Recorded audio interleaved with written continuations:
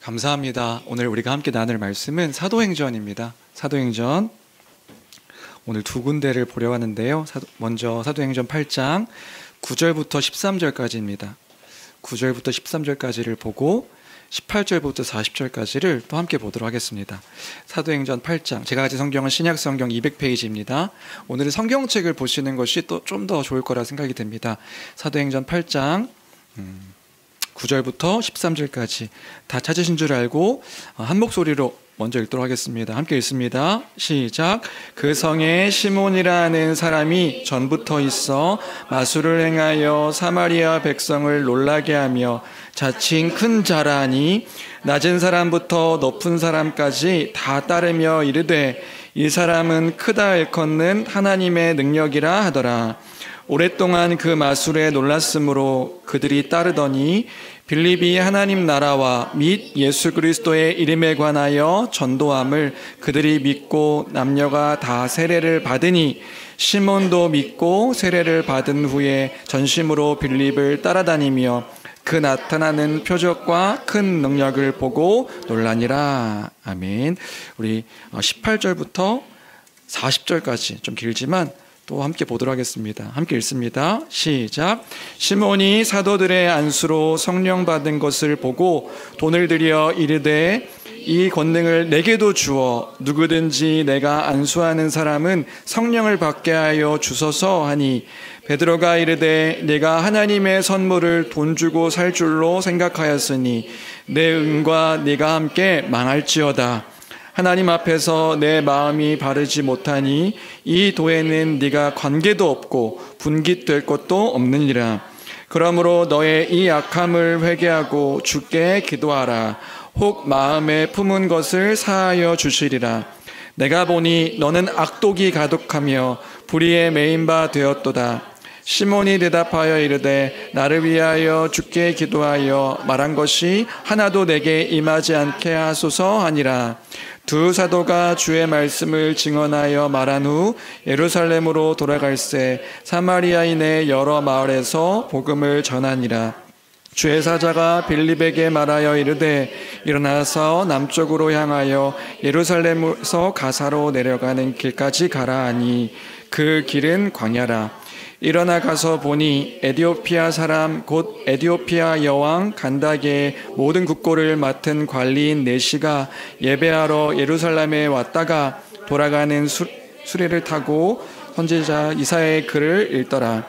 성령이 빌립더러 이르시되 이 수레로 가까이 나아가라 하시거늘 빌립이 달려가서 선지자 이사야의 글 읽는 것을 듣고 말하되 읽는 것을 깨닫느냐? 대답하되 지도해 주는 사람이 없으니 어찌 깨달을 수 있느냐 하고 빌립을 청하여 수레에 올라 같이 앉으라 하니라.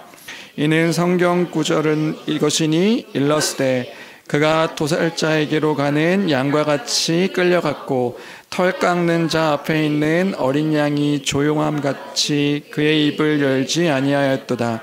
그가 굴욕을 당하였을 때 공정한 재판도 받지 못하였으니 누가 그의 세대를 말하리요. 그의 생명이 땅에서 빼앗김이로다 하였거늘 그 네시가 빌립에게 말하되 청컨대 내가 묻노니 선지자가 이 말한 것이 누구를 가리킴이냐 자기를 가리킴이냐 타인을 가리킴이냐. 빌립이 입을 열어 이 글에서 시작하여 예수를 가르쳐 복음을 전하니 길 가다가 물 있는 곳에 이르러 그 네시가 말하되 보라 물이 있으니 내가 세례를 받음에 무슨 거리낌이 있느냐. 이에 명하여 수레를 멈추고 빌립과 네시가 둘 다 물에 내려가 빌립이 세례를 베풀고 둘이 물에서 올라올새 주의 영이 빌립을 이끌어 간지라. 네시는 기쁘게 길을 가므로 그를 다시 보지 못하니라. 빌립은 아소도에 나타나 여러 성을 지나다니며 복음을 전하고 가이사랴에 이르니라. 아멘, 아멘. 우리는 계속해서 사도행전을 통하여서 하나님의 은혜를 함께 나누고 있습니다. 지난주에는 사마리아에서 있었던 빌립의 전도를 통하여서 그것들을 살펴보면서 성경에서 말하는 표적이 무엇인가, 표적이 의미하는 것이 무엇인가 함께 생각해 보았습니다. 우리가 바라봤을 때는 기적으로 보이는데 성경에서는 표적이라고 이야기한다. 표적은 사인이지요. 사인이라고 말하는 것이 어떤 의미인가 우리가 함께 길게 살펴봤었습니다. 빌립이 하나님 나라와 예수 그리스도의 그 이름으로 그 복음을 전하였는데, 그 복음을 전할 때도 표적을 나타내고 표적이 드러났다. 그것을 통하여서 이 표적이 의미하는 것은 무엇이었냐 하면, 그 하나님 나라의 복음, 그 예수 그리스도의 복음이 하나님의 뜻이고 하나님께서 드러내시는 복음의 그 내용이다 하는 것들을 확증해 주는 것, 확증해 주는 것이 성경에서 말하는, 우리가 봤을 때는 기적인데 표적이라고 말하는 이유였다. 이렇게 함께 살펴봤었지요. 그래서 지난주에 설교를 기억하면 성경에서의 강조는 기적이 아니다, 기적이 아니라 하나님 나라의 복음이 강조점이라는 것을 우리가 함께 살펴보았습니다. 그것이 곧 하나님께서 원하시는 뜻입니다. 기적을 믿는 것이 아니라 그리스도인은 하나님의 그 복음을, 예수 그리스도의 십자가와 부활에 하나님 나라의 임함에 그 복음을 믿는 것입니다. 그것을 믿고 세례를 받아 하나님 나라의 백성이 되게 하셨다. 그래서 하나님 나라의 그 일들이, 하나님의 나라를 이루어가시는 그 구원의 역사가 성경에서 말하는 핵심적인 메시지인 것이지요. 우리는요, 그것을 믿는 것입니다. 그래서 그것을 바르게 알고 바르게 믿는 것이 너무나도 중요한 것입니다. 여러분, 복음을 아는 것입니다. 복음을 알고 복음을 믿는 우리 교회가 되기를 주님의 이름으로 간절히 축원합니다. 예, 복음을 믿는 것이라고요.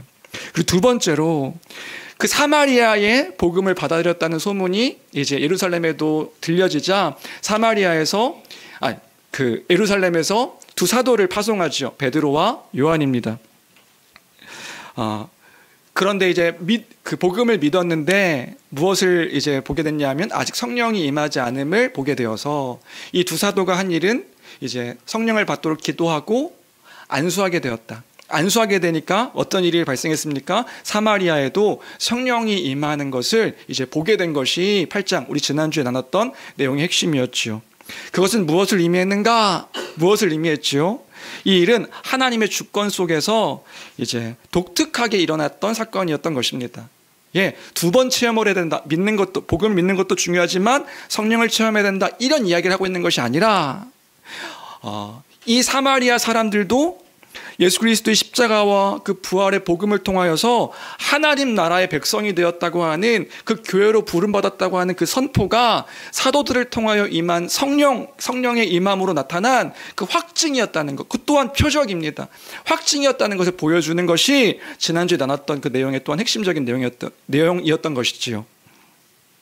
예, 사도들도 그 사마리아에서 그 복음을 듣고 하나님 나라의 백성이 되었다는 것을 보고 확증받아 했었다고요. 왜냐하면 사도들 역시도 유대인들이었기 때문에 그런 거죠. 사마리아인들, 그 유대인들은요, 사마리아인들과 상종하지 않았다고요. 왜냐하면 둘 관계는 원수였으니까요. 사마리아인들은 혼혈족이었습니다. 그래서 유대인들이 사마리아인들을 바라봤을 때 그들은 개 같은 사람들이었어요. 개 취급했습니다. 사람 취급도 안 하던 사람들이었다고요.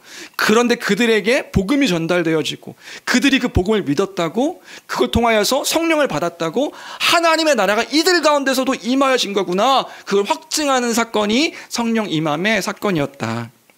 사마리아인들은요, 유대인들을 싫어했습니다. 사마리아인들도 유대인들을 싫어한다고요. 왜요?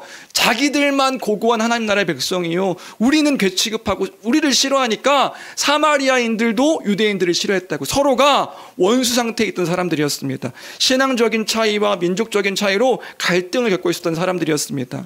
그런데 그 사마리아 사람들에게 성령이 임하였다고요. 그럼 무엇을 성령이 임하였다고 한다면 무슨 일이 일어난 겁니까? 하나님께서 이 사마리아 사람들도 하나님 나라의 백성 삼아 주셨다고 하는 것이니, 그 일을 볼 때 누가 부정할 수 있겠느냐 말이지요. 하나님께서 이 일을 행하셨구나. 하나님 나라의 복음의 선포가 이 예루살렘만이 아니라 유대와 사마리아까지 선포되어져서 이 하나님 나라에 하나 되게 하시는 그 놀라운 일들을 하나님께서 행하신 것이구나. 원수되었던 자들이 이제 하나가 되어진 것이란 말이지요. 그리스도 안에서 한 몸 된 교회로 부름받은 바 되게 되었으니, 사도들이 그것을 보면서 인정하게 되었다. 그게 8장 그 전반부의 내용이었던 것이란 말이에요.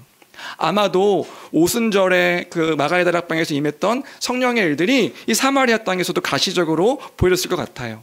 그래서 요엘서의 예언과 같이 그 예언을 하고 방언을 하며 하나님의 뜻을 선포하며 아이로부터 어른에 이르기까지 하나님 말씀을 받음으로 기뻐하고 즐거워하고 그런 일들을 볼 때에 사도들도요. 아, 저 사마리아 땅에서 하나님께서 구원의 일들을 이뤄가시는 거구나. 아, 하나님께서 구원의 역사를 열방 가운데 성취해 가시는 거구나. 그것을 알려주는 것이 사도행전 8장의 내용인 것입니다. 하나님께서 구원의 역사를 이뤄가신다. 그래서요, 이 일들을 확인하고 나니까 사도들의 반응이 달라지는 거예요. 사도들은 원래 사마리아에 복음을 전하지 않았습니다. 사마리아에는 복음을 전할 수 없는 사람들이니까요. 없는 사람들이 있는 거니까요. 그런데 25절에 보니까 사도들이 변했다는 것을 알 수 있는 거죠. 우리 25절 같이 읽어볼까요? 함께 읽겠습니다. 함께 읽습니다. 시작. 두 사도가 주의 말씀을 증언하여 말한 후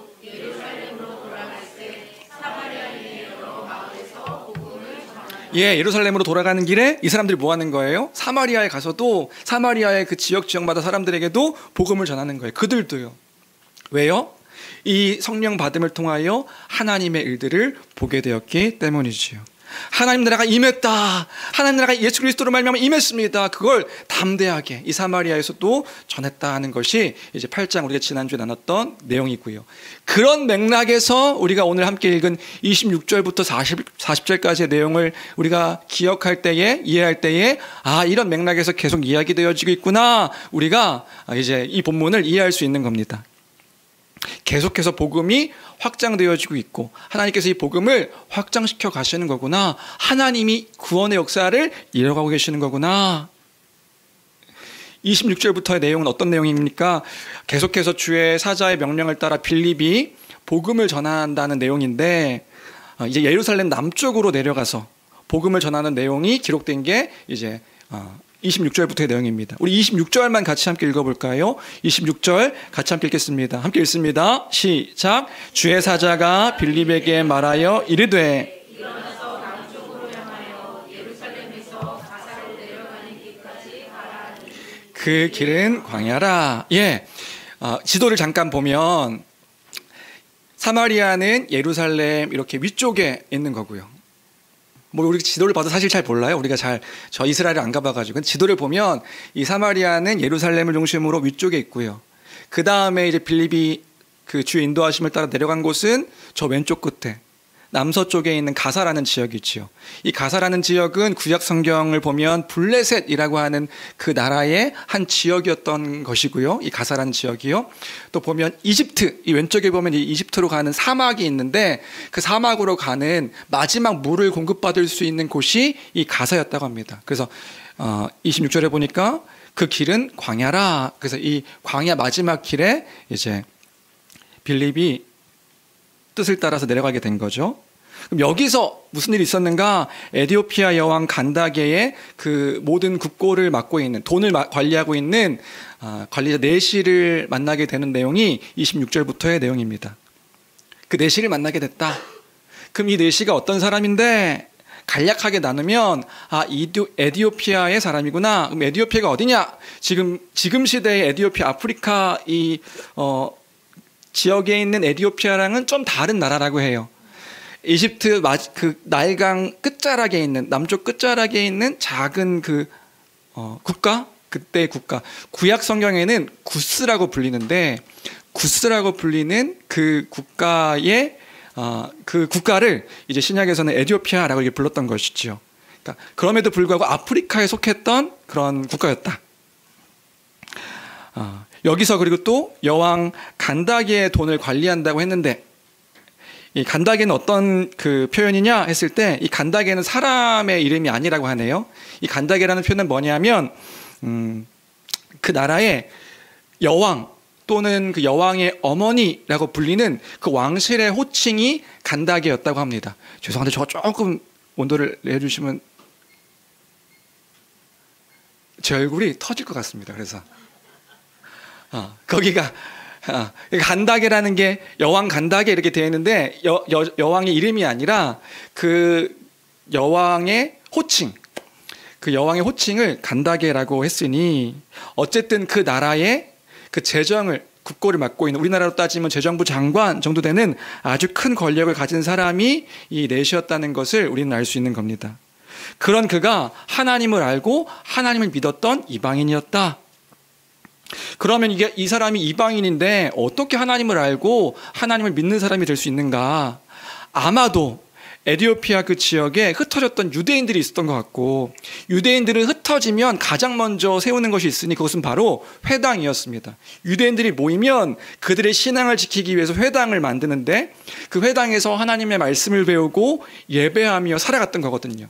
그 회당을 통하여서 하나님을 알게 되었고, 하나님을 듣게 되었고, 하나님을 경외하게 되었던 사람이 바로 이 에티오피아의 넷이었다.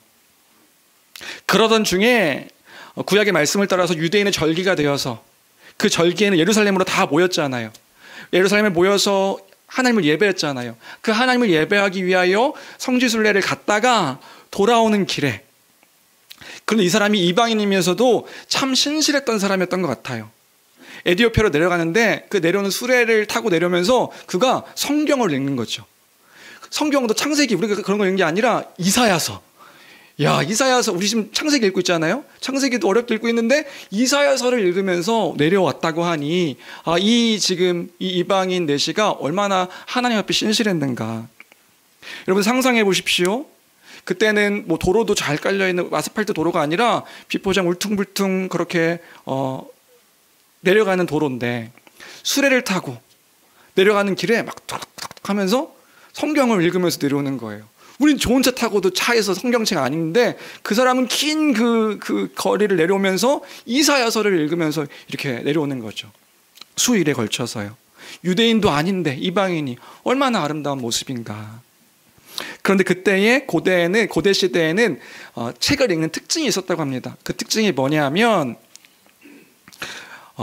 독서를 큰 소리를 내서 읽었다고 해요. 왜냐하면 지금 우리 이 시대와 같이 좋은 종이, 좋은 책으로 읽는 것이 아니라 큰 두루마리로 이제 되어진 성경을 읽는 것이고, 또 우리와 같이 잘 읽을 수 있도록, 심지어 우린 잘 읽을 수 있게 장절이 구분되어 있잖아요. 근데 그때는 장절도 구분되어 있지 않아요. 쭉 그 글 쓰듯이 쓰여져 있으니 큰 소리를 읽지 않으면 어디를 읽고 있는지 헷갈릴 수가 있는 거죠. 그래서 책을 읽을 때 큰 소리를 내서 읽는 것이 특징이었다고 합니다. 글의 흐름을 놓치지 않기 위해서요. 큰 소리로 이 이사야서를 읽고 있으니까 주의 명령을 따라 이제 빌립이 내려갔는데, 그 이사야서를 큰 소리로 읽고 있는 그 사람에게 가서 이제 빌립이 이제 얘기하게 되는 거죠. 그 내시를 도와준 겁니다. 그래서 빌립이 질문하는 게 29절의 내용이네요. 이제 이사야서를 읽고 있으니까 읽고 깨달았습니까? 이렇게 묻는 거예요. 그 내시한테 읽고 깨달았습니까? 그러니까 그 내시가 대답하는 거죠. 알려주는 사람이 없어서 깨달을 수가 없습니다. 제가 읽고 있기는 한데, 이 이사야서를 읽고 있긴 한데 알려주는 사람이 없어서 깨달을 수가 없습니다. 제가 지금 이 구절을 읽고 있는데 여기서 말하는 그가 누구입니까? 이렇게 빌립에게 물어보는 거예요. 그게 32절부터 34절까지 어떤 내용을 읽고 있는지가 이제 기록되어져 있는데, 32절부터 34절까지 우리 같이 함께 읽어볼까요? 함께 읽겠습니다. 함께 읽습니다. 시작. 읽는 성경 구절은 이것이니, 일렀으되 털 깎는 자 앞에 있는 어린 양이 조용함과 같이 그의 입을 열지 아니하였도다. 그가 굴욕을 당하였을 때 공정한 재판도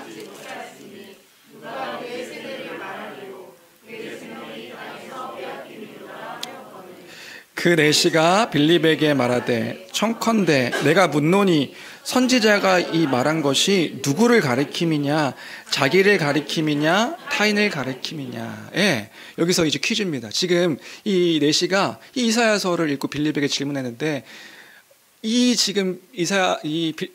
내시가 읽고 있는 이사야서의 내용이 이사야서 몇 장일까요? 몇 절일까요? 딱 보면 우리가 이제 원래 성경 잘 알고 있으면 알아야 되는데, 이사야서 몇 장 몇 절일까요?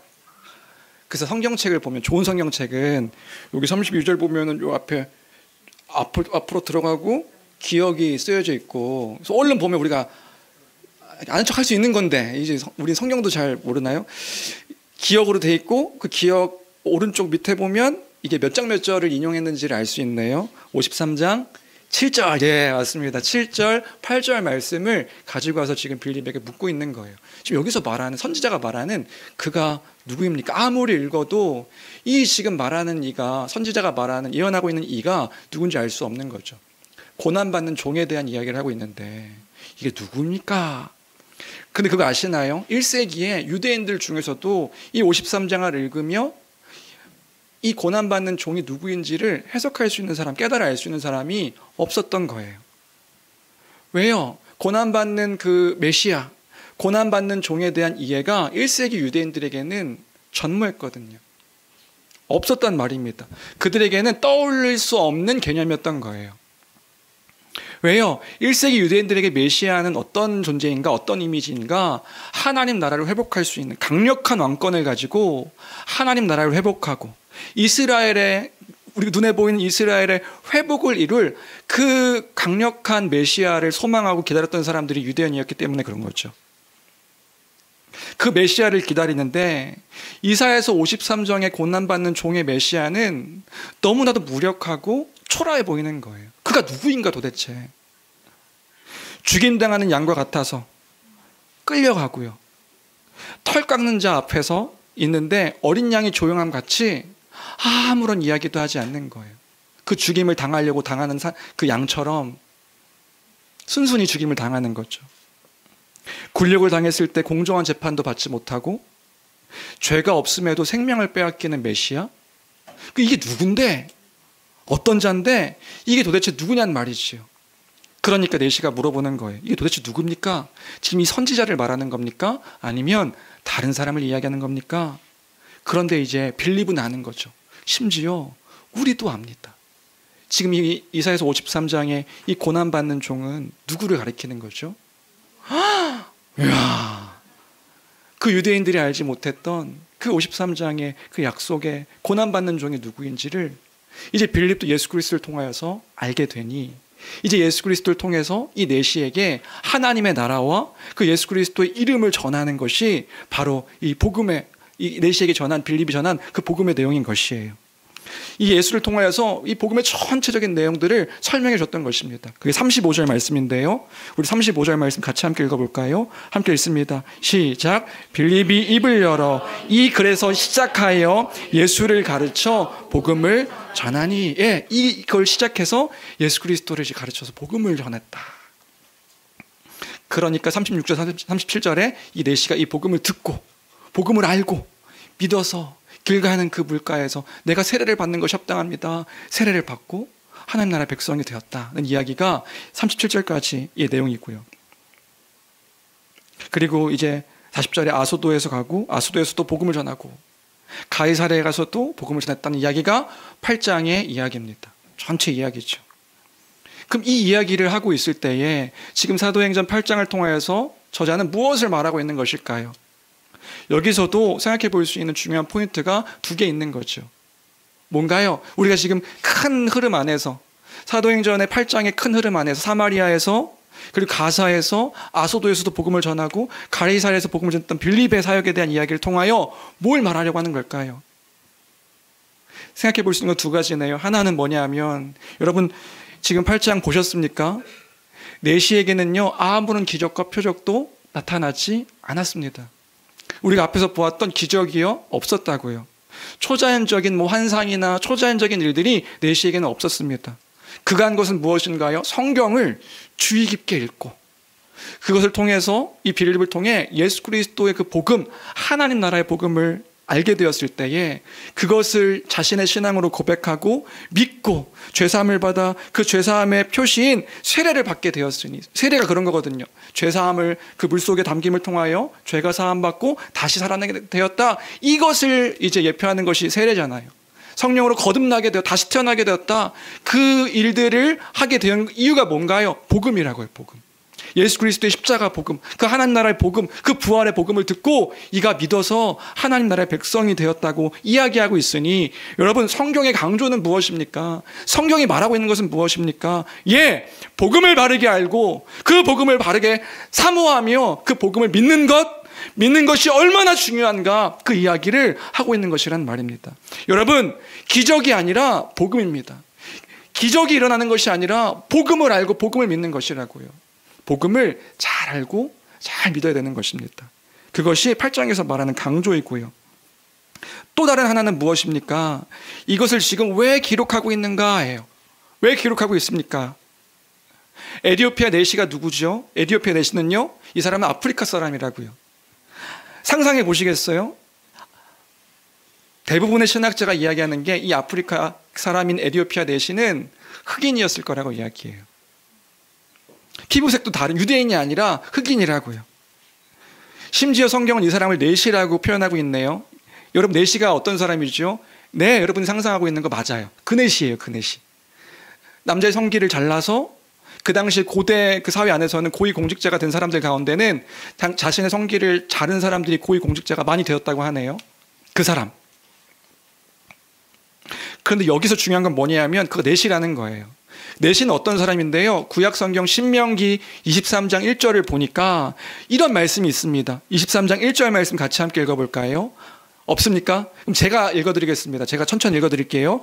고환이 상한 자나 음경이 잘린 자는 여호와의 총회에 들어오지 못하리라.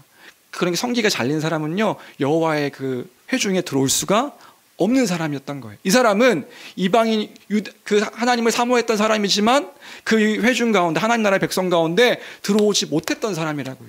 그런데 그에게 뭐가 전해진 거예요? 하나님 나라의 복음이요. 예수 그리스도의 십자가를 통하여서 믿는 자마다 하나님 나라의 백성이 될 수 있다고 하는 그 복음이 선포되었으니, 이제 그가 어떤 사람이 된 건가요? 이제 그 차별 없이 하나님의 회중 가운데 들어올 수 있는 사람이 되었다라고 선포되어진 것이란 말이에요. 그 기쁜 소식이요. 그 기쁜, 누구도 차별받지 않습니다. 예수 그리스도의 십자가 안에서 누구도 차별 없이. 그리고 이를 통하여 이제 아프리카에 뭐가 전해지는 거죠? 하나님 나라의 복음이요. 그럼 8장에서 말하고 있는 것이 무엇입니까? 하나님 나라가 이 땅 가운데 예루살렘에만, 유대인들에게만이 아니라 민족적으로만의 하나님 나라가 아니라 그 열방을 향하여서 하나님의 구원 역사가 이루어지고 선포되어지고 있음을 확증하며 보여주는 것이 8장의 내용임을 기억할 때에 하나님 나라가 임하였구나. 8장에서요, 그 일을 이야기하고 있는 거란 말입니다. 지금 무슨 일이 일어나고 있는가? 사도행전의 핵심입니다. 사도행전이 계속해서 말하고 있는 것은 그거라고요. 하나님께서 당신의 구원의 역사를 이뤄가고 계신다. 에티오피아 내시에게는 이 일들이요, 우연처럼 보였을 거예요. 우연히 일어난 일들처럼 보였을 수 있죠. 그런데 그렇지 않다고요. 하나님은 당신의 섭리로 그 모든 일들을 통하여서 구원의 역사를 이뤄가고 계심을 보여주고 있는 것이란 말입니다. 여러분, 8장 1절부터 3절까지 기억하시나요? 예루살렘의 모든 것이 망하였고 모든 것이 멸망하였고 박해와 여러 가지 환난 가운데 뿔뿔이 흩어지는 일들, 그 슬픔의 일들이 있었단 말이지요.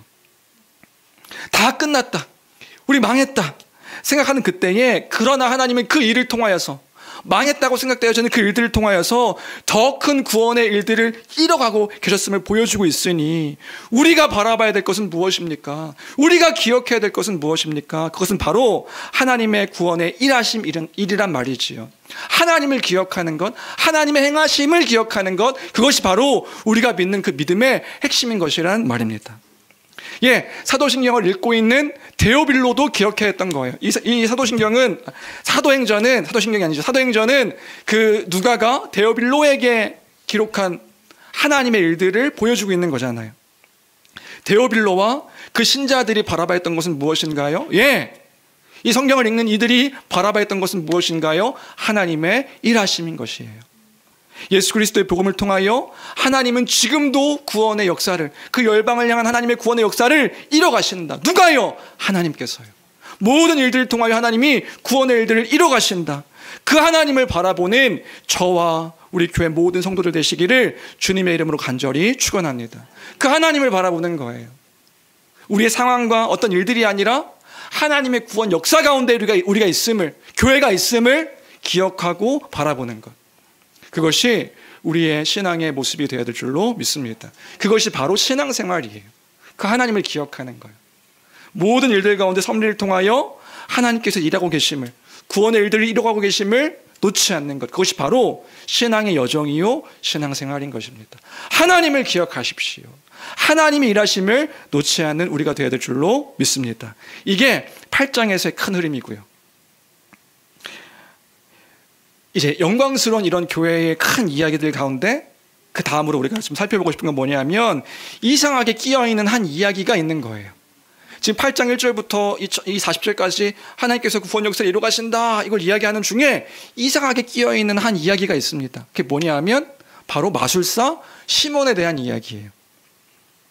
사마리아에 시몬이라는 사람이 있었다. 그래서 8절부터 11절까지가 그 내용인데, 배경 이야기인데, 우리 9절 10절만 함께 먼저 읽어볼까요? 9절 10절입니다. 함께 읽습니다. 시작. 그 성에 시몬이라는 사람이 전부터 있어 마술을 하여 사마리아 백성을 놀라게 하며 자칭 큰 자라 하니 낮은 사람부터 높은 사람까지 다 따르며 이르되 이 사람은 크다 일컫는 하나님의 능력이라 하더라. 빌립이 사마리아에 도착하기 전에 이 사마리아 사람들은 다른 영향력 안에 있었다는 것을 보여주고 있는 거예요. 어떤 사람이 영향력 안에 있었는데, 마술사 시몬. 이 사람의 큰 영향력 안에 있었던 것 같아요. 9절을 보니까 그 사람이 마술을 행해서 사람들을 놀라게 했다라고 이야기합니다. 여기서 중요한 표현이 놀라게 했다는 표현인데요. 이 뒤에도 계속해서 나오니까요. 이 놀라게 했다는 게 뭐냐면, 헬라어로 엑스테미라는 단어인데, 이 단어가요, 다른 사람을 놀라게 할 때는 두렵게 하다, 매혹시키다, 이런 의미의 단어인 거예요. 그러니까 마술을 통하여서, 상상하십시오. 마술을 통하여서 다른 사람들을 두렵게 하는 거예요. 다른 사람들을 놀라게 하고 매혹시키는 거예요. 그 일들을 했던 사람이 시몬이었습니다. 그 사람들은 두려워하기도 하고 놀라기도 하고 하니까, 그런 사람들의 반응을 보면서 시몬은 자신을 뭐라고 얘기했냐면 큰 자다. 큰 자는 뭐냐면요, 여기서 말하는 큰 자는 그 신적인 존재 또는 신적인 존재를 나타내는 대표자를 의미하는 단어인 거예요. 자기가 신적 존재다 또는 신적 존재를 대표하는 자다라고 사람들이 막 두려워하니까 그렇게 영향력을 끼쳤던 사람이 시몬이었던 거죠. 그럼 뭐가 상상되세요? 이 사람이 이 사마리아에서 약간 교주급이구나, 이런 상상이 되는 거죠. 무슨 마술을 딱 보이고, 뭔지 모르겠어요. 어떤 마술인지 모르겠지만 사람들 두려워하게 하고 사람들은 막 추앙하고요.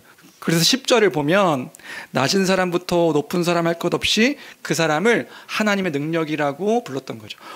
저 사람은 신의 능력자야. 아이로부터 어른에 이르기까지. 그런 도시에 빌립이 도착한 겁니다. 도착해서 그가 했던 건 뭐예요? 한 일이요. 12절을 다시 읽어볼까요? 12절입니다. 함께 읽습니다. 시작. 빌립이 하나님 나라와 및 예수 그리스도의 이름에 관하여 전도함을 그들이 믿고 남녀가 다 세례를 받으니. 그때에 빌립이 한 건 하나님 나라와 예수 그리스도의 이름으로 그 복음을 전한 거예요.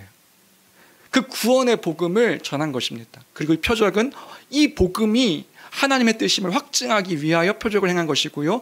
빌립이 전한 건 복음이라고요. 복음. 그래서 여기서 다시 한번 강조. 기적이 아니라 복음이에요. 우리는 기적을 따라다니는 사람이 아니라 복음을 따라 살아가는 사람들인 거예요. 기적이 아니라 복음입니다. 복음. 그래서 그 사마리아에 있던 사람들이 전도함을 믿고 남녀가 다 세례를 받았다. 그런데 재미있는 게 13절이죠.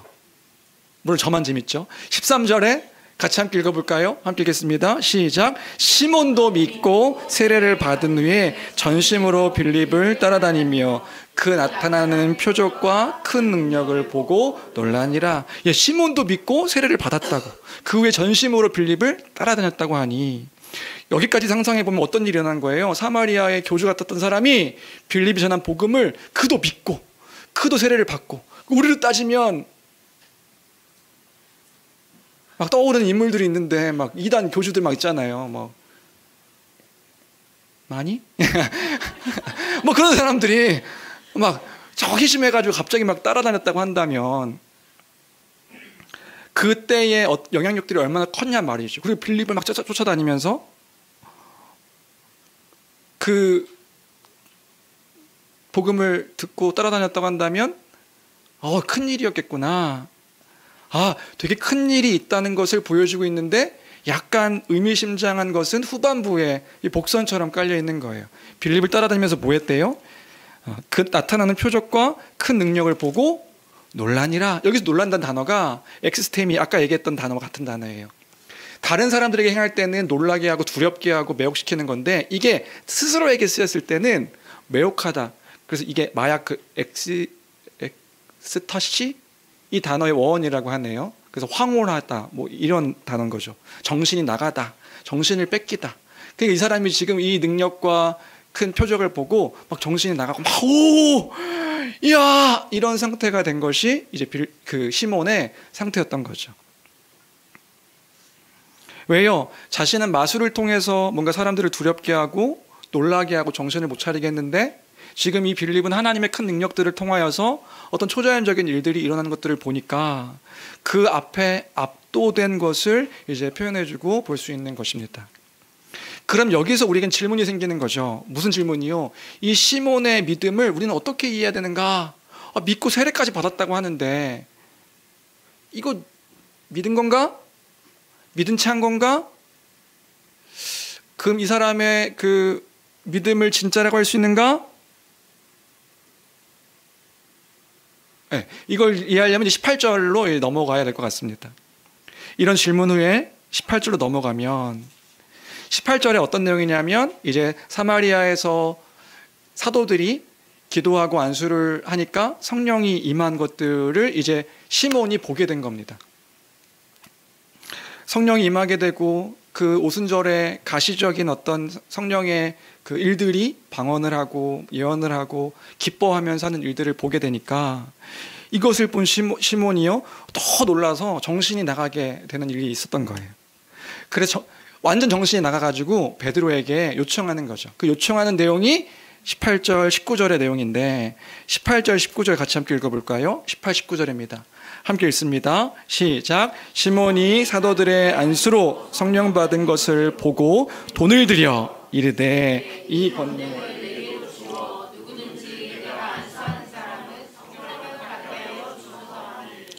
무슨 그림인지 이해되세요? 사실 사도행전은 이야기체, 설화체 성경이라 우리가 상상하면서 읽어야 되는 거죠. 돈을 주면서 사도들한테 얘기하는 거예요. 성령 받게 하는 그 능력 내게도 주세요. 나도 주셔서 안수하면 사람들이 성령을 받아서 저렇게 신비한 능력을 행할 수 있도록 나도 그 능력 주세요. 돈 주고 자신에게 공유해달라고 팔아달라고 설득하고 있는 겁니다. 도대체 이게 무슨 일을 하고 있는 걸까요? 이런 것 아니겠어요? 사마리아에서 마술을 통해 사이비 교주 행세를 하던 그 시몬이었다고요. 시몬에게는 빌립과 베드로와 그 요한이 하는 그 표적의 일들이 다 사람들을 홀리게 할 수 있는 어떤 그 마술적인 능력으로 보여줬던 거예요. 그 마술의 능력으로 나도 이걸 알면, 이걸 배우면, 이것만 받으면 나도 저 사도들처럼, 저 빌립처럼 사람들을 홀리게 할 수 있겠다. 그런 생각을 하게 된 거죠. 그럼 이 사람에게 관심이 컸던 것은 무엇인가요? 바로 기적이에요. 기적. 나도 저것만, 저 기적 나도 진짜 일으킬 수만 있다면 저 지도자들처럼 사람들 위해 높이 설 수 있겠다. 그럼 다시 아까 위로 올라가서 이 사람의 믿음이 진짜였는가? 믿었고 세례도 받았다고 하는데 이 믿음을 어떻게 이해하면 좋을까? 우리가 다시 한번 생각해 볼 수 있는 거죠. 이 사람은 진짜 믿었던 걸까요? 우리가 믿음이 무엇인가를 기억할 때에 우리가 이해하고 있죠. 믿음이 뭐죠? 믿음이 무엇인가를 생각할 때에 시몬의 믿음을 다 부정할 수는 없습니다. 마술사 시몬은 분명히 믿음이 있었다고요. 그래서 그도 다른 사람들이 믿는 것처럼 믿음의 모습들도 보였던 것이죠. 자신의 신앙을 고백하고요. 그리고 세례도 받고요. 다른 사람들이 봤을 때 통상적인 그 회심의 사람으로서 신앙 고백을 통해 교회의 사람으로 그렇게 들어왔던 것으로 보여요. 그런데 중요한 것은 그가 또 믿은 게 있는 거라고요. 뭘 믿어요? 나도 저들 따라다니면 저들처럼 기적을 일으킬 수 있겠다. 저 기적만 받으면 나도 놀라운 일들을 일으킬 수 있겠다. 이것 또한 믿게 된 것이지요. 마술이 아니라, 그냥 눈속임이 아니라 이 기적의 일들도 내가 얻을 수도 있겠다. 이것도 믿게 된 거란 말이에요. 그러면 왜 이렇게 시몬은 생각하게 된 걸까요? 옛 가치관을 따라서 자신의 옛사람을 기준 삼아 복음도 받고 기적도 자신이 취할 수 있는 능력으로 이해했던 것이죠. 무슨 말인지 되세요? 그럼 시몬이 믿은 건가요? 예, 사실 신학자들마다 이 시몬에 대한 평가는 다르더라고요. 다른데 일관된 건 하나 있어요. 이 사람이 믿었다, 안 믿었다, 불신자와 같다. 근데 일관되게 말하는 건 뭐냐면 이 시몬이 구원 얻는 믿음을 갖지 못한 것은 확실하다, 이렇게 이야기하는 거예요. 믿음은 믿음인데 그가 얻은 것은 구원 얻는 믿음은 아닌 것이란 말이지요. 여러분, 근데 이게 중요한 거라고요. 여러분, 이게 심각한 거라고요. 복음을 알고 있고 복음을 모르지 않습니다. 알고 있는데 복음도 믿고 나의 옛 가치관을 따라 이 복음을 자기 마음대로 해석해서 자기 마음대로 믿는 믿음도 있다고요. 그런데 이게 심각한 거라는 걸 우리는 기억해낸 것이란 말이에요. 이것이 갈라디아에서 어떤 면에서는요, 다른 복음이라고 할 수 있는 거라고요. 그래서 베드로가 시몬을 향하여서 20절에 이렇게 이야기합니다. 20절 같이 함께 읽어볼까요? 함께 읽습니다. 20절입니다. 시작. 베드로가 이르되 내가 하나님의 선물을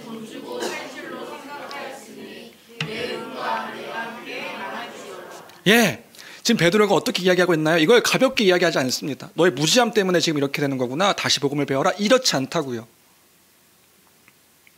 가볍게 이야기하지 않고요, 하나님의 은사요, 하나님께서 교회에 행하신 이 일을 돈 주고 살 줄로 생각했다고 너는 이 돈과 함께 멸망할지어다, 이렇게 얘기하고 있는 거예요. 망할지어다, 이게 멸망할지어다예요. 더 강한 어조죠. 너는 이 돈과 함께 멸망할지어다. 거리낌 없이 공개적으로 꾸짖고 있는 겁니다. 그러면 공개적으로 꾸짖는 이유가 뭔가요? 그것이 21절인데요. 21절도 같이 함께 읽어보겠습니다. 함께 읽습니다. 시작. 하나님 앞에서 내 마음이 바르지 못하니 이 도에는 네가 관계도 없고 분깃될 것도 없느니라. 예, 그 이유가 뭐예요? 그것은 곧 하나님 앞에 바르지 않은 마음이기 때문에 그런 것이란 말입니다. 어떤 행동이 아니라 그가 하나님 앞에서 바른 마음이 아니기 때문에 그 바르지 못함이 큰 문제였다. 그래서 너는 이 말씀에도, 이 도에도, 이 말씀에도 관계도 없고 상속받을 것도 없다. 너는 아무 상관없는 자다, 이렇게 말하고 있으니. 다시요, 여기서 베드로의 책망을 조금 더 적용적으로 정리해 볼까요? 시몬의 가장 큰 문제가 무엇입니까? 그것은요, 하나님의 선물, 하나님의 은사를 값을 지불하면 하나님께로 얻을 수 있는 그 무엇이라고 생각했던 그 태도가 지금 베드로가 지적하고 있는 태도라고요. 하나님으로부터 받게 될 그 영적인 것, 하나님의 구원의 일을 내가 하나님께로부터 무언가 지불하면 그 조건의 대가로 받을 수 있다고 하는 그 생각이에요.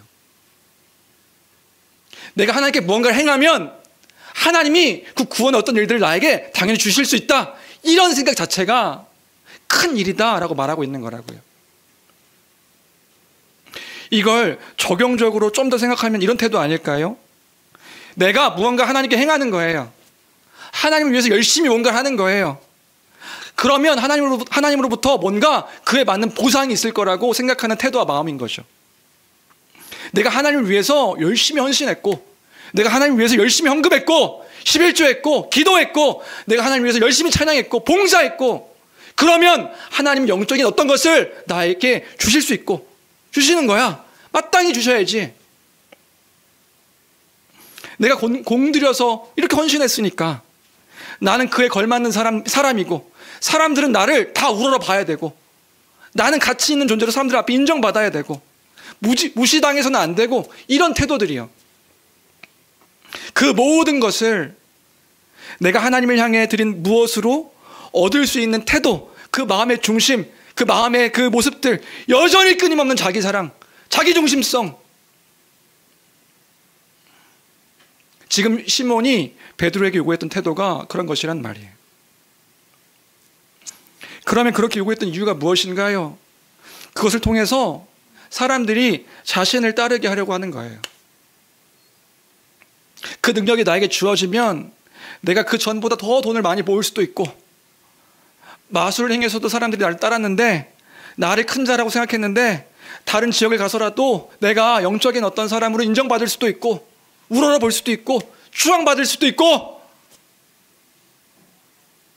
실제로 이제 그 1세기, 2세기 교부들의 글을 보면 이 시몬이 결국적으로는 이단의 그 우두머리가 되었다고 이야기하는 글도 있고요. 베드로를 대적했던 사람으로 이야기되는 글들도 있습니다. 결국에 뭐예요? 결국엔요, 이 목적은요, 다 자신이 드러나는 것이 목적이었다고요. 돈이 목적이었고, 다른 이들을 사단의 권세 아래 몰고 가려고 했던 것이 목적이었던 거죠. 여러분, 기적을 갈망하는 사람들의 특징이 있습니다. 기적을 갈망하는 사람들, 기적을 갈망하는 사람들이 대부분은요, 자신을 드러내고 뽐내는 것을 좋아하죠. 그 권세로 사람들에게 인정받고 자신을 따르게 하면서 그것에 취하여 추앙받으려고 하는 지독한 자기 사랑이 이 기적을 갈망하는 사람들의 특징입니다.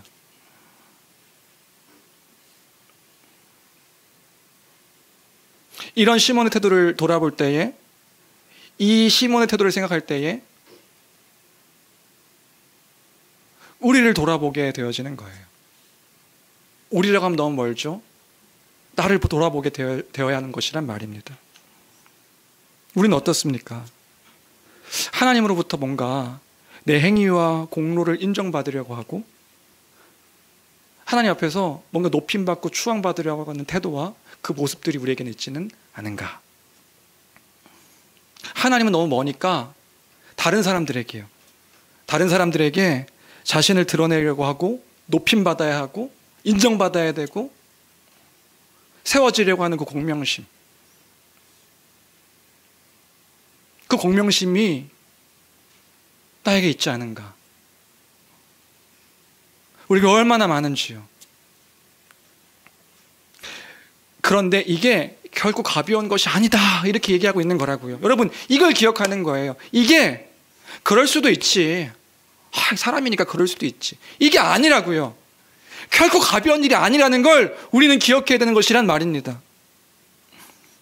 베드로는 공개적인 꾸짖음과 함께 하나님 앞에서 그 마음이 바르지 않은 것이다, 하나님 앞에서 그 하나님의 마음과 상관없는 것이다, 이렇게 말하고 있으니 이게 결코 가볍지 않다는 것을 오늘 우리는 기억해야 되는 것이란 말이에요. 더 나아가서 이 베드로의 말이 무섭습니다. 너가 이 말씀에 대해, 이 도에 대해 아무 분깃이 없다, 관계도 없고 분깃도 없는 거다, 이렇게 말하고 있다고 한다면 얼마나 끔찍한 일인가. 우리는 가끔씩 이런 생각을 할 때가 있는 것 같아요. 우리가 아니라 저도 이런 생각을 하게 된 거죠. 시몬을 우리가 공감하는 거예요. 시몬의 상태를 이해하게 되는 거죠. 뭐요? 아직 복음을 잘 알지 못하는 새신자니까 이런 행동을 할 수도 있겠지. 자신이 아직 이도적인 그런 이교도적인 그런 어떤 그 신앙들을 가지고 있으니까 그것 안에서 복음이랑 좀 헷갈리면서 생각할 수도 있겠지. 아직 기질적으로 그 물이 안 빠져서 여기 기질은 사이비 교주 같은 기질이 있어가지고 그런 모습을 보일 수도 있는 것 아닌가. 그 기적을 아직 추구하는 사람의 태도일 수 있다고 우리가 그렇게 합리화하며 생각하는 경우들이 있을 수 있는 거예요. 근데 시몬에게만 그걸 투영시켜서 이해하려고 하는 게 아니라 이거 나에게도요. 나도 그럴 수 있지. 시몬 같으니까. 나도 시몬 같은 사람이니까 나도 그럴 수 있는 거구나. 아니라고요. 계산기로 돌려서는 안 되는 거란 말입니다. 합리화의 계산기를요.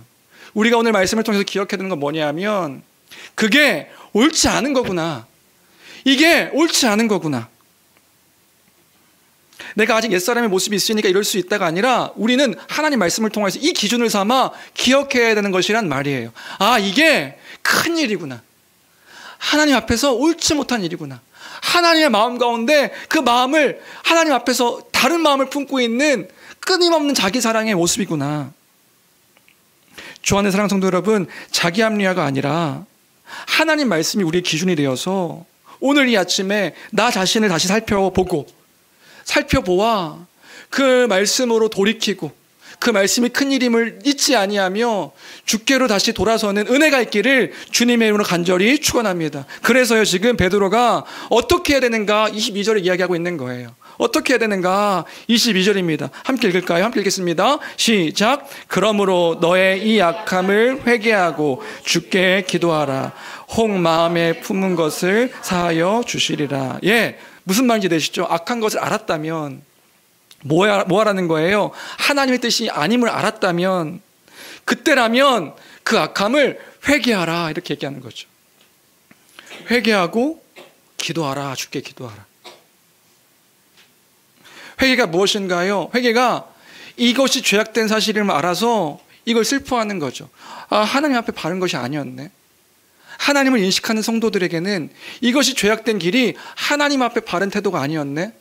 죄에서 돌이키고요, 하나님께로 돌아서는 거예요. 왜요? 그때야 살 수 있으니까. 아, 내가 어둠 가운데 있었네. 하나님 없는 상태에 있었네. 하나님 마음 가운데 그 뜻 가운데 거하지 못한 상태에 있었네. 알았다면 뭐 하는 거예요? 알았다면 회개하는 거라고요. 그때 살 수 있기 때문에 그런 거예요. 회개하고 주께 기도하는 거죠. 은혜 속에 용서해 주시도록 간절히 기도하는 것을 의미합니다. 그럼 어떻게 되는데요? 주께서 그 마음에 품은 것을 사하여 용서해 주실 것이다, 이렇게 얘기하는 겁니다. 시몬을 향하여서 그 죄악된 마음을 회개할 것을 대답으로 얘기해 주고 있고요. 그래서 우리 정답은 무엇인가요? 여러분, 회개하는 겁니다. 회개요. 회개하여 기도하는 겁니다. 여러분, 회개는요, 기도가 아니죠. 회개는 그 죄악된 길에 선 것이 하나님 앞에 옳지 않은 것임을 알아 이걸 슬퍼하며 애통해하며 죄로 달려갔던 내가 죄에서 돌이키고 하나님께로 돌아서야 살 수 있다는 것을 이제 다시야 기억하였으니 돌아서서 나아가는 것, 하나님께로 나아가는 그 의지의 태도와 행동이 회개입니다.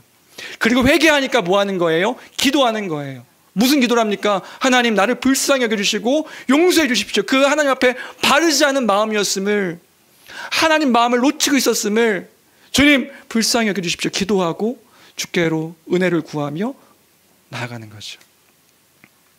그때 우리가 멸망치 않고 마음에 품은 것을 용서해 주시는 것이다. 말씀을 정리할까요? 말씀을 정리합니다.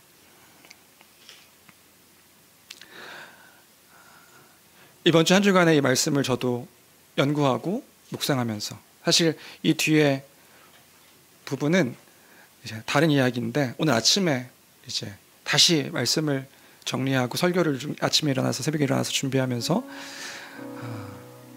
그런 질문을 다시 하게 됐어요. 지금 나의 마음은 어떤가? 우리의 마음은, 하나님 앞에 있는 우리의 마음은 어떠한가? 너무 무감각해져서 하나님 없이 행동하고 하나님의 함께 하심을 놓친 채 내 멋대로, 내 마음대로 기적을 바라며 어떤 일들이, 결국에 지금 이 24절에 시몬은 회개하지 않습니다. 회개하지 않고 신학자들이 다 이제 시몬이 베드로에게 요청하는데 24절에 시몬이 대답하여 이르되 나를 위하여 주께 기도하여 말한 것이 하나도 내게 임하지 않게 하소서. 이걸 회개라고 얘기하지 않습니다. 회개는 뭔데요? 하나님 앞에 자신의 죄악된 것들을 놓고 돌이키는 거예요. 근데 지금 뭐 하고 있는 거예요? 베드로에게 당신이 기도하면 더 크게 나를 용서해 줄 수 있을 것 같으니 당신 기도해 주십시오. 열린 결말로 끝나지만 이 시몬의 이 태도를 회개라고 보지 않습니다. 그러니까 잠깐의 요행으로 이 지금 베드로가 말했던 이 큰 일들이 벗어나기를 바라는 것으로 끝나는 거예요. 여러분, 회개는 그냥 잠깐의 어떤 일들이 바뀌어지는 걸 의미하지 않는다고요. 내가 하나님 앞에 어떤 마음인가를 기억하여 울며 가슴을 치며 회개하고 주께로 돌아키는 것입니다. 내가 이 죄 가운데 거하여 살 수 없는 자임을 인지하여 하나님께로 돌아서는 것, 그것이 회개인 것이란 말이죠. 주 안의 사랑하는 성도 여러분, 우리의 마음은 어떠합니까? 우리의 상태는 어떠합니까? 하나님 앞에 있는 하나님의 마음 가운데 거하여 살아가는 우리의 모습은 어떠합니까? 하나님의 뜻이 무엇인지 우리가 아는 자가 되었는데, 그 복음 가운데 그리스도의 십자가의 의미가 무엇인지 아는 자가 되었는데, 우리의 상태는 어떠합니까? 여전히 하나님의 뜻과 상관없이 그 모습과 아무런 상관없이 살아가는 우리의 모습이 있다면 이걸 가볍게 여기지 아니하는 우리가 되어야 될 줄로 믿습니다. 분주함 때문에, 어떤 여러 가지 일들 때문에 하나님을 놓치는 거예요. 하나님 마음을 놓치는 거예요. 하나님이 그리스도의 십자가를 통하여서 행하신 그 사랑의 그 깊이와 넓이와 그 의미가 무엇인지 놓치는 거예요. 그러니까 여전히 나만 생각하는 거죠. 나만 바라보는 거죠. 나만 그 높임받고 인정받으려고 하는 그 모습들이 있는 거죠. 아닙니다. 우리는 주의 마음을 기억해야 됩니다. 하나님 아버지가 우리를 향하여 행하신 그 놀라운 사랑의 일들이 무엇인가? 우리가 어떤 자인가? 우리가 어떤 가운데 살아가고 있는 자인가? 하루하루 살아가는 삶 속에서 하나님의 마음을 기억하는 것. 여러분, 하나님 마음 가운데 그 앞에서 하나님 앞에서 그 마음이 옳지 않다 생각되어지는 것이 있다면 이 시간 베드로 사도의 그 책망을 기억하여 회개하는 우리가 되었으면 좋겠습니다. 회개하십시오. 회개는 아픈 거지만 사실 회개는 살 수 있는 겁니다. 왜요? 우리가 주 앞에, 주 안에 있어야 살 수 있는 자이기 때문에 그런 거예요. 거기에 생명이 있고, 거기에 소망이 있고, 거기에 영생이 있고, 하나님 나라 일들이 있고, 풍성함이 여기에 있기에 이 안에 살 수 있는 그 길이 회개하여 기도하는 것임을 우리가 복음을 통해서 할 때에, 주 안에 사랑하는 성도 여러분, 우리가 기도함으로 그 하나님을 기억하는 오늘 한 날 우리의 삶이 되기를 주님의 이름으로 간절히 축원합니다. 그래서 이 아침에 어떤 것을 함께 적용하고 찬양할까 이렇게 생각할 때에 이 찬양,